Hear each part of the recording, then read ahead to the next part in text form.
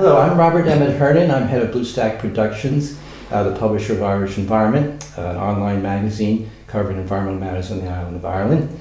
And I'm very happy today to be here in Belfast with Quintin Oliver. Quintin, you're very welcome. Thank you very much.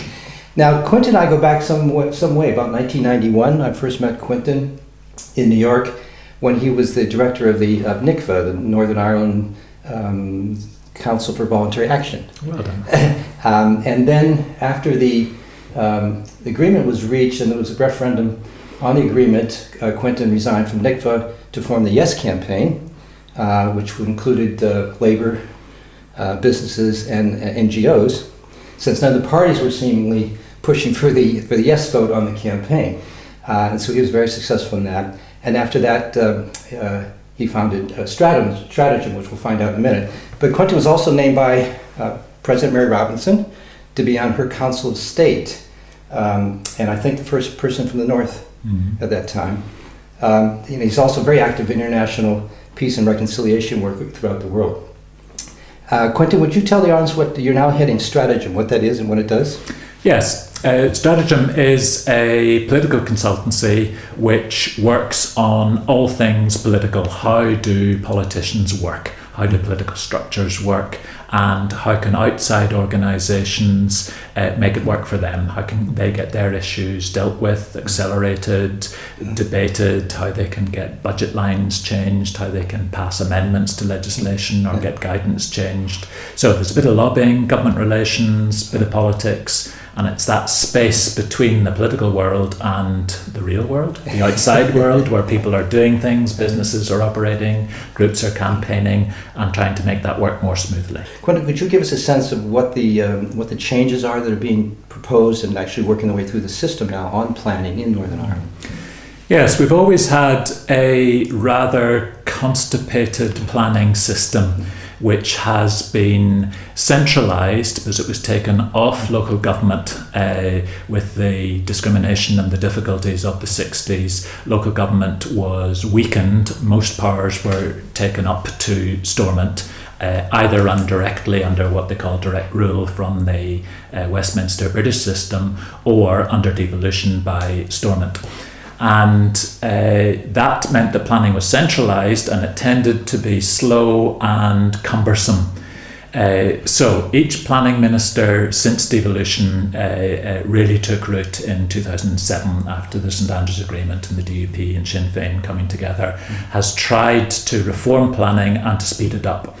Now, the current Environment Minister, Alex Attwood of the SDLP, to be fair to him, is the one who's made most progress there. And he has increased the resourcing and the pressure on the planning service, which is within his Department of the Environment, to deliver better results for those putting through planning applications. Both small domestic ones, if you want to put an extension on your house, and the bigger, more controversial ones that might involve incinerators, abattoirs, roads through green fields, new housing schemes, changes of use for the army bases, for example, as the army has withdrawn and those sites have become available for use. Those big infrastructure planning decisions, he has speeded those up as well, and a lot of them have been decided upon after sometimes years, not just 3, 4, 5, but in some cases 10, 12 years getting stuck in planning. And the big flagship cases are John Lewis, a department store that has wanted to come to the Sprucefield site outside Lisburn, the Runkerry golf development on the lip of the Giant's Causeway, the A5 road, which was supported by the Dublin government to drive a road through a part of the area west of the Bann up to Derry, Londonderry. And all of those have been controversial, slow, and in most cases taken either to the Planning Appeals Commission or to the courts through judicial review. And the Lewis was rejected, right, by Mr. Attwood? It was. And the Runkerry was accepted, went to judicial review, and the A5 was knocked out by the court. The A5 was knocked down by the courts as well because they hadn't taken due regard to European directives on flora and fauna. Okay. So that's kind of been the movement, and now there's the movement to turn the planning powers back to local councils. Well, there's a number of things that are going on. There is a further reform of local government. Local government was last reformed in 1973 when they took the powers away. They created the 26 councils, and they've run for 40 years. So we've had a process known as RPA, Reform of Public Administration, and it was one of these 10-year processes that ran into the ground a few years ago at the last gasp because of the political geography about who would control Belfast. Would it fall to nationalist control, and where the balance between Orange and Green would be in the other councils.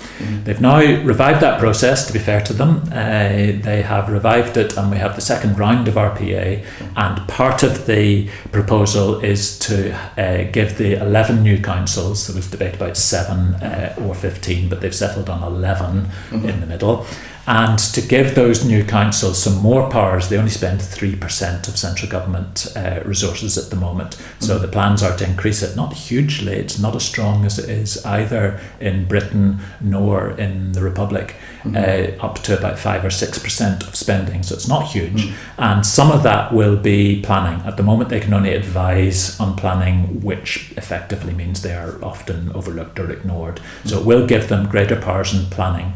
And Minister Atwood has been pushing through a planning bill. He also inserted a clause which, again, it's legitimate to do it, which is to say that more priority should be given to economic development. Now, that's a classic debate. How do you politically trade off the need for economic development, progress, jobs, technology, roads, big buildings, big systems and so on, against the environment, heritage, localness, community, the aesthetics, the amenity of your community, and how do you balance that? And his original proposal was a fairly modest balancing to give economic aspects more of a hearing in that debate. Then at the last minute, the DUP and Sinn Féin, who are the two larger parties within the five-party compulsory coalition, they decided that they would activate a further proposal that's been kicking around for a while about economic development zones. So they proposed a long and detailed amendment at the last minute that would give them the power, not the planning minister, Alex Atwood in the DOE, but it would give them in the office of First and Deputy First Minister, the DUP and Sinn Féin, the power to designate enterprise zones and sweeping planning powers. Now, that was both politically controversial within the coalition. How did the two bigger parties suddenly come up with a plan at the last minute and try and push it through? And secondly, it was intensifying the more modest proposals that Atwood had himself come up with. So there's a political argument between the five parties on how they govern and how the power might aggregate towards the two largest parties, and those debates go on in any government coalition. And then there was the external debate with the non-profit community and the NGOs, some of them on the purist side wanting to protect the environment and heritage at all costs, and others prepared to trade and to talk and to negotiate. And all of that happened in a week. And all of it happened without much notice. All of it happened without much serious consultation and negotiation. And it was a disappointing dogfight. It was not an edifying process that has not necessarily produced, certainly not agreed or by any way consensus solutions, and they will be hotly contested. No, Quintin, what in the proposed for the economic zones, did they literally take the powers away from the Minister for the Environment, or was it just vague as to who was going to control Well, they haven't even been able to explain that, and that's where we don't yet appear to have the forum or the quality debate that will answer those. So, for example, I heard a radio programme where a professor at Queen's argued they had removed the powers, and where politicians from the DUP and Sinn Féin were arguing, no, the decisions are still with the Environment Minister. It just gives priority to the Office of First and Deputy First Minister to make the designation for the enterprise zone, and then all the other things are the same. So that, I think, showed the lack of full engagement, Uh-huh. the lack of checking, testing, and probing the implications of the proposed changes, and a last-minute amendment on the Friday before the Monday debate, 4 pages long, is not often the best way to make good law. And there's one other proposal I've heard, and that is that there was an attempt, I don't know if it was introduced, that there would be a limit on the grounds for bringing an appeal to any planning decision. Only could be grounds of human rights violations or abuse of EU law. Now, that's where I think they have possibly overstepped the mark, and I think that will certainly be the subject of legal action, and it will possibly, in as much as one can predict what the judges will do, be struck down, because I think that does limit the access to justice. It's a very basic principle of access to justice and the right to test and probe and challenge a decision made by an official or an elected minister. So that one, I think, may not stand the test of time, and I think that was ill-judged to add that in.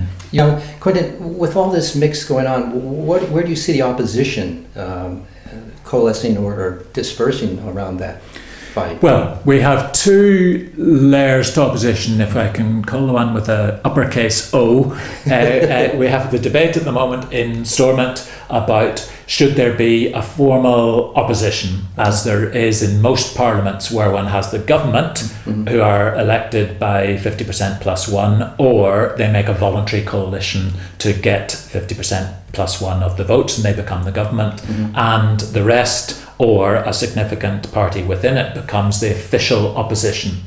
In our case, because of our pressures to have power sharing and to have inclusivity, all the parties who score a certain strength of the vote and the number of MLAs at Stormont qualify for government, and that's what they call the compulsory coalition.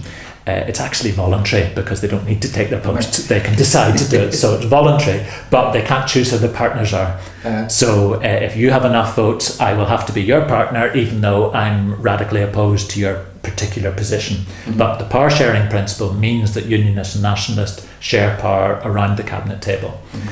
Now, I think it's a fairly simplistic argument to say, everyone's in government, it's not right, we need opposition. Everyone's in government for a very good reason. It's inclusive, it gives everyone a stake, and it gives every citizen a sense that the people they vote for are making critical decisions around the table and are respected for so doing. It makes collegiate government difficult because the parties who are visceral opponents tend to break ranks fairly quickly, and we saw that over the planning bill last week, where the Minister for Planning, who had agreement of his colleagues for his planning bill, was then trumped by a last-minute amendment from colleagues around that table. So he could legitimately argue, what sort of collegiality is this? Just as they argued, you should succumb to our majority rule. And he argued, no, you have given me constitutionally the decision-making over the environment and planning, and I'm exercising that. You should respect that. So that debate goes on politically about Northern Ireland and about the 15 years since the Good Friday Agreement, and what Mark Durkan famously described as the ugly scaffolding that was then necessary to prop up the power sharing and the initial move from London rule with some Dublin influence into full devolution with all powers devolved. So that's the big O opposition debate. I think there's actually a lot of opposition within government that is quite healthy, and the scrutiny committees at Stormont are quite feisty, quite vigorous in their questioning, and they're compulsorily cross-party. So the party of the minister of that particular department has 1 or 2 seats around the committee table of 11, but the others are all from other parties, and they certainly exercise opposition, scrutiny, challenge, and sometimes support where appropriate. So I think there is a lot of opposition there, and the creation of a formal opposition, whether that enshrines the 6 MLAs who are not in the bigger parties as some sort of formal opposition, sounds a little bit ridiculous to give that status just to 6 who are a ragbag of individuals, renegades, defectors, or single member parties like the Green Party and the traditional Unionist Voice to have one member each elected, or whether you give a formal status to, and the debate is, should the SDLP, the UUP and or the Alliance Party formally move out of government, and would you give a formal status to them? Now, I think if anyone did, you might want to do that in terms of speaking rights, perhaps some more resources for research in order to perform an opposition function. But I don't think it would in any way transform the quality of government. You know, that is a question for those who are elected to power, their parties, and the civil service to provide the advice and implementation of those views. So I don't think it's the magic bullet that some people suggest, that no democracy can function without an opposition. We've talked now about the opposition that's available within the party structures. How do you see the community's ability to affect these planning decisions if the power is being pulled back, given to it, then pulled back immediately to the first and second minister? One of the features of Northern Ireland is that partly because of the conflict, we have a very highly developed non-profit sector. Always defined in its negative: non-profit, non-governmental, third sector after the state and the private sector, sometimes the charity sector, the voluntary and community sector, the independent sector. So I think we understand what we mean. So it's always been particularly highly developed, highly articulate, and many would argue played a very positive role in helping bring the conflict to an end. Obviously it was the politicians that did the deal and crafted the Belfast Agreement, but that voice of the third sector and of the business and labour unions alongside them as civil society certainly played a significant role. I think that now they are trying to come to terms with what it means to have an elected government that is trying to find its own feet. So should they be oppositional and probing and questioning and saying, get on with it, you're too slow, you're not doing enough, you're legislating badly, and some do argue that. Should they be more supportive and say, we're in a new environment, we're in a new space, we've put the conflict aside, hopefully, we're dealing with the last vestiges of that, now we need to learn how to govern better and together. There's some are being quite pragmatic in that space. Or should we be looking at new relationships, whether new structures and institutions? We had a civic forum enshrined in the agreement that didn't work first time round because it was probably too large. It wasn't elected, so it had less authority, and it didn't quite find the right sort of issues to tackle. And politicians were probably, first time round, they were a little cautious about it, maybe a bit apprehensive that it was a rival or an alternative or a second chamber, because we don't have a second chamber, it's a unicameral system here, we don't have a Senate or higher house. So that civic forum didn't work first time round. And has been put in abeyance. It was suspended in 2003 and hasn't returned in the 10 years and hasn't returned since the restoration of devolution in 2007. But there certainly is space for more of an engaged debate on a lot of these issues, whether it's planning, the environment, heritage, jobs, new forms of energy, how to tackle fuel poverty, how to tackle community relations and living together. Those debates are pretty separated. They come as the launch of a document or paper. It gets its moment in the front page of the Belfast Telegraph and gets debated in UTV Live for 2 or 3 minutes, and then they go. And we don't seem to have that richer space for discourse, for negotiation. And that's why sometimes we see poor legislation or less developed policies or just unexciting policies transferred from across the border. We used to complain about the old parity principle, parity with the rest of the UK, parity with Britain. And we've seen Scotland now radically increase the level of tension in its debate at the extreme of independence, but a lot more debate about broadcasting, about aviation, about renewable energy, and can Scotland be the Saudi Arabia of Western Europe in energy, about what should be decentralised further from Westminster, what should happen to the Crown Estate, which is not quite the Queen's property, it's owned by the government, but it's that land offshore and underneath the earth, and possibly air rights. I think we need more study of air rights as well. But the space for those debates is limited. We don't have any think tanks that really operate. Academia hasn't created that participative space. They're very good at doing research in certain matters, but they haven't created that civic space for politicians, business, labour unions, the media and others to take things on and develop them more in a more sophisticated way. As part of Stratagem, do you get involved or have you gotten involved with advising groups or organizations on some of these planning issues or planning in general? Oh yes, we have a number of projects we've worked on. We've worked on the Rose Energy proposal for a chicken litter waste plant on the shores of Glenavy that didn't get planning permission. We're working at the moment on one in Lisburn for a company called Energos, a small 6 megawatt plant of waste disposal in Lisburn.